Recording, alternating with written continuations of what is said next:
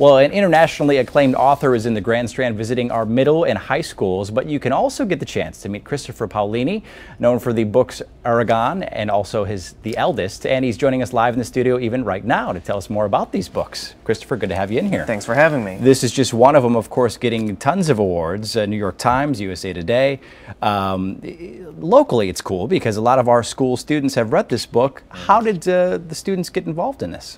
Well, I was asked to come down here to South Carolina, which is my first time here, and do some presentations in the schools and talk to the kids about reading and writing and getting them interested in both of those.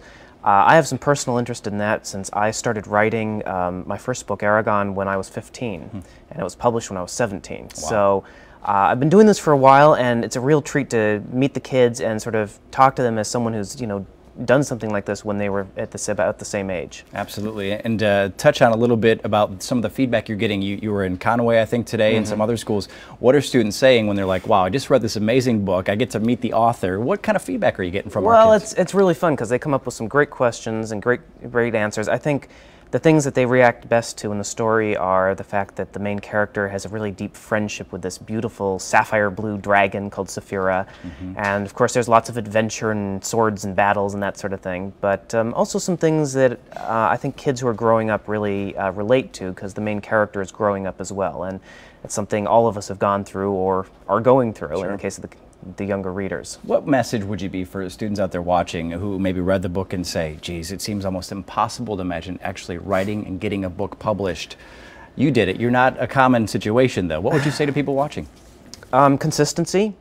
Sitting down every day and working on something, whether or not you're necessarily enthusiastic about it. And then finding someone else that you trust who can look at your work and give you some critique and tell you whether or not what you've written is any good. And between those two, and of course writing about something that you really care about deeply. And those three elements, I think, are the most important in producing something as large as a book. And again, have fun. Have fun. It's not worth doing if you're not having fun. That's a good point. Well, it looks like a lot of fun, and a lot of people are believing that it is a lot of fun because it's gotten so many awards. There's a look at the books, 2 of them, and actually a couple more that are being worked on right now. Christopher Paolini in Myrtle Beach tonight at 7 o'clock. You can meet him at the Barnes & Noble at 3346 Reed Street. That's the Market Carmen Barnes & Noble for a book signing. He'll be there, and of course we hope that you are too. Christopher, thanks for your time. Thank you for having me. It's a pleasure.